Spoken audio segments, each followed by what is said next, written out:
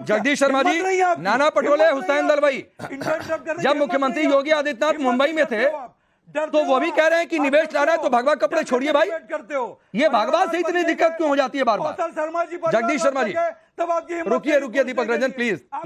राकेश भाई मेरी आपसे दीपक भाई रुक जाओ एक मिनट। राकेश भाई मेरी आपसे हाथ जोड़ के प्रार्थना है, अरे दीपक रंजन, मैं डरपोक नहीं हूं, आपका हक है सवाल, और मुझे डरपोक जैसी कैटेगरी में मत डालिए, वरना आपको आईना दिखाऊंगा, आप जवाब देने की स्थिति में नहीं होंगे, तो पर्सनल मत हुआ करिए। कभी योगी आदित्यनाथ से पर्सनल और चैनल पर आएंगे तो एंकर से पर्सनल, तो सही है। बोलिए जगदीश जी। और जब इन्होंने परिवारवाद का नाम लिया कि मैं परिवारवाद पर डिबेट नहीं कर रहा हूं, मैं कौशल का आंसर कह रहा हूं, परिवारवाद पर डिबेट नहीं कर रहा हूं। अरे दीपक भाई रुक जाओ यार। अगर 3 तो भारतीय जनता पार्टी हरा देती पांचों को। राकेश भाई, आप एक अच्छे पत्रकार, हमेशा मैं देखता हूं आपकी डिबेट में आप उलझ जाते हो, आपका काम है सवाल पूछना, अच्छी बात है, पर अब जवाब बीजेपी से दिलाएं तो अच्छा रहेगा।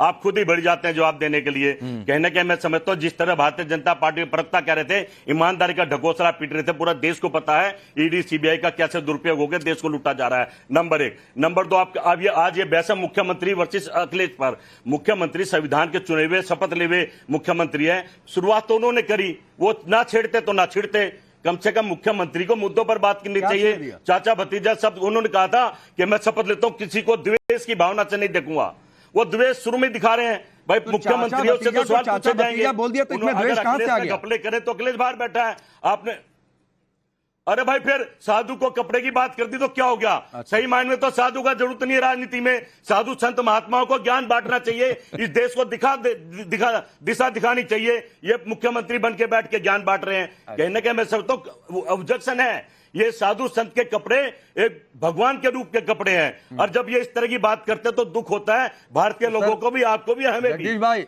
मुख्यमंत्री का नेता का काम है मुख्यमंत्री बनना, या तो नेता बन जाए, वरना भगवा आतंकवाद की थ्योरी आपकी पार्टी लेकर आई जब रूल पार्टी सत्ता में थी, तो कहता हूं, और एंटी हिंदू स्टेटमेंट तो 10 है, मैं गिनाऊं तो आधा घंटा अगला कब पड़ जाएगा। महात्मा का काम करना चाहिए, नेता को नेता का काम करना चाहिए। अच्छा, देखो मेरी बात सुनने दो ना, जनता में आवाज, महात्मा का काम करे, नेता का काम करे, और खिलाड़ी का काम करे। अच्छा। पढ़े लिखे प्रोफेसर पढ़े लिखे काम करे। जब भी देश 21वीं सदी में जाएगा, हम एक दूसरे काम ले लेंगे तो झगड़े होते रहेंगे। अच्छा। शुरुआत तो मुख्यमंत्री ने करी है, ना चाचा भतीजा बोलता। अच्छा। ना सुनना पड़ता। चलिए अवधेश जी, चाचा भतीजा बोलना क्या इतना गलती हो गया कि कपड़े पर चले गए? और जगदीश शर्मा जी जवाब नहीं दे पाए कि हुसैन दलवाई ने क्या कहा था कि भाई निवेश चाहिए तो थोड़ा मॉडर्न हो जाइए। ये दिक्कत है कि नहीं?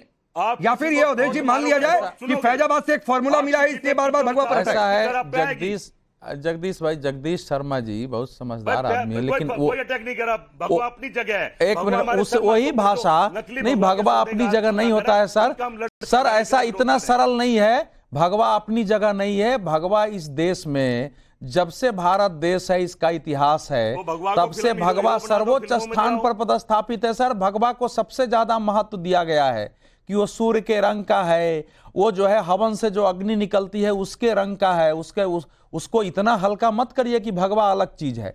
देखिए जो जगदीश जी बोल रहे हैं, अखिलेश जी बोल रहे हैं, राजनीति में क्या लेने देना, ये भी ज्ञान दे दीजिए। नहीं, वो बता रहा हूँ राजनीति में, सुन लीजिए, राजनीति से क्या लेना, बिल्कुल बता रहा हूँ।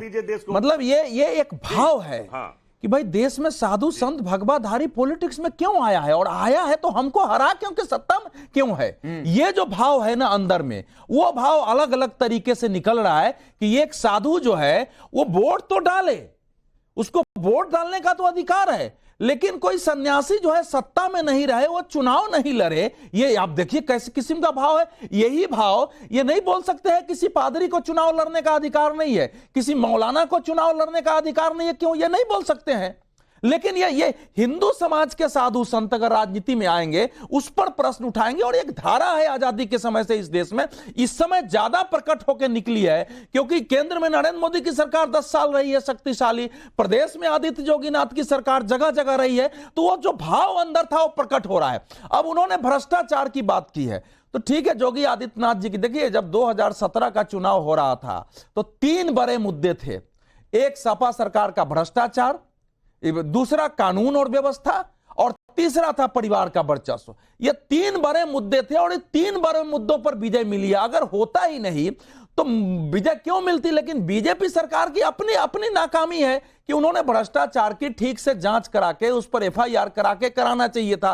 अब वो इतने समय बाद वो बयान दे रहे हैं, लेकिन वो एक अलग पक्ष है। इस समय जब अखिलेश यादव जी, जब एक व्यक्ति अयोध्या से चुनाव जीता है तो जब उसको अयोध्या का राजा बना सकते हैं, उनको आगे बैठाते हैं, इसमें लोकसभा में उनको आगे बैठाते हैं चिढ़ाने के लिए कि देखो सफेद बस ने साधारण ने कैसे अयोध्या का भाषा पलट दिया है। तो ये जो भाव है, और आप पूछ रहे थे स्टालिन की, जब एमके स्टालिन ने बीपी सिंह की चेन्नई में मूर्ति स्थापित की तो उसने भारत के एक ही विपक्ष के नेता को नहीं इनवाइट किया था, आपको याद होना चाहिए, वो थे अखिलेश यादव जी, और इन्हीं को इनवाइट किया था और ये वहां गए थे।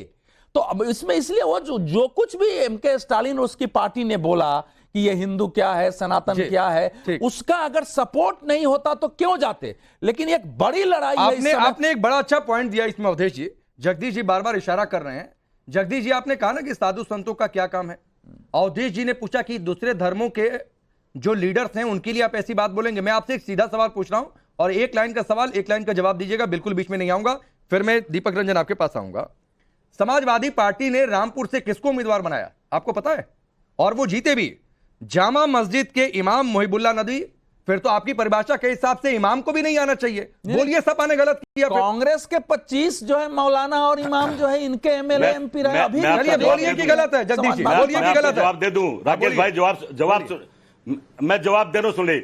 मैं हर उस आदमी का विरोध करता हूं जो साधु संतों को अपना काम छोड़ के राजनीति में ला रहा है। इसको नहीं होना चाहिए। मतलब सपा ने गलत किया। वकील को क्या देंगे, तू डॉक्टर का काम कर, ऑपरेशन। तो मतलब सपा ने गलत किया ना। पायलट मैं कह रहा हूं सभी कर रहे हैं गलत। तो सपा ने गलत किया ना, आपकी पार्टी ने गलत किया ना मौलानाओं को उतार के। जब बन जाता है कि वो एक समाज को नई दिशा में ले जाता है, तो आपकी पार्टी ने गलत किया ना, फिर तो बोल दीजिए। डिबेट ही खत्म। उसमें से देखता है। अरे डिबेट ही खत्म। अरे मैं तो कह रहा हूं तो मोदी भी गलत कर रहा है। अरे फिर भाई बात है, मोदी भी गलत कर रहा है। पहले आप कर रहे हैं। अरे पहले आप अपनी बात कहिए ना कि मैंने गलत किया, हमारी पार्टी ने गलत किया, मौलानाओं को मैदान में उतारकर। सपा ने गलत किया एक जामा मस्जिद के इमाम को उतारकर। बोलिए ना कि गलत किया। फिर जब मैं कह रहा हूं गलत है। मैं कह रहा हूं हर आदमी गलत कर रहा है, मोदी भी गलत कर रहा है। दीपक रंजन, आप पायलट को क्या दोगे कि वकील में कोर्ट में जाके मुकदमा लड़ो। ठीक है सर। और आप राहुल गांधी से कहिएगा कि आगे से मौलानाओं और मौलवियों को चुनावी मैदान में न उतारा करें, उनको टिकट ना दिया करें। राकेश पांडे जी, कांग्रेस के लिए जामा मस्जिद से हर बार जारी होता था कि कांग्रेस को वोट करो। लंबे समय तक रहा है, लंबे समय तक इसमें कोई समस्या नहीं रही है। अब दीपक रंजन, 7 जुलाई दीपक रंजन, एक तो आप लोगों ने रामपुर में गलत उम्मीदवार उतार दिया, जीत गए, लेकिन आपके साथी कह रहे हैं कि इमाम मौलवी को मत उतारा करिए। भाई ये आप लोग क्यों कर रहे हैं? नंबर 1। नंबर 2 बात, ये ग्राफिक्स जरा स्क्रीन पर डाल दीजिएगा। 7 जुलाई अखिलेश यादव ने कहा था बेरोजगारी से परेशान शख्स ने सुसाइड किया। शख्स के ससुर ने कहा कि अखिलेश यादव ने गलत बोला। 2 जुलाई को केंद्र ने उत्तर प्रदेश को कोई एक्सप्रेसवे नहीं दिया, अखिलेश यादव ने कहा था। हकीकत क्या है? 3 से 4 एक्सप्रेसवे मिले हैं। 2 जुलाई को अखिलेश यादव ने दावा किया कि पीएम के गोद लिए गांव की तस्वीर नहीं बदली, जबकि हकीकत यह है कि जयपुर में लोग यह स्वीकार करते हैं कि 10 साल में गांव की तस्वीर बदली है। मोदी सरकार के बजट में यूपी को कुछ नहीं मिला। 2017 की बात है, 4,40,000 घर, सर्व शिक्षा अभियान में 19,000 करोड़ मिले थे। तो सर उनके कपड़े देखकर आप कह रहे हैं कि झूठ नहीं, तो सफेद कपड़ा लाइसेंस से क्या झूठ बोलने का? या इस देश में मान लिया जाए कि नेताओं को लाइसेंस से कि वो सिर्फ झूठ बोलेंगे? अब देखिए अब राकेश जी, बिना इंटरप्शन मेरी एक आपके सवाल का मैं जवाब दे रहा हूं। देखिए बात अभी हुई रामपुर से हमारे आदरणीय मौलवी साहब को चुनाव लड़ाने का। हम इसके बिल्कुल खिलाफ नहीं है। आप मौलवी को लड़ाइए, आप सन्यासी को लड़ाइए, आप पादरी को लड़ाइए, आप ज्ञानी जी को लड़ाइए, लेकिन इन चीजों को एक संवैधानिक पद पे जीतने के बाद वो लोग झूठ ना बोले।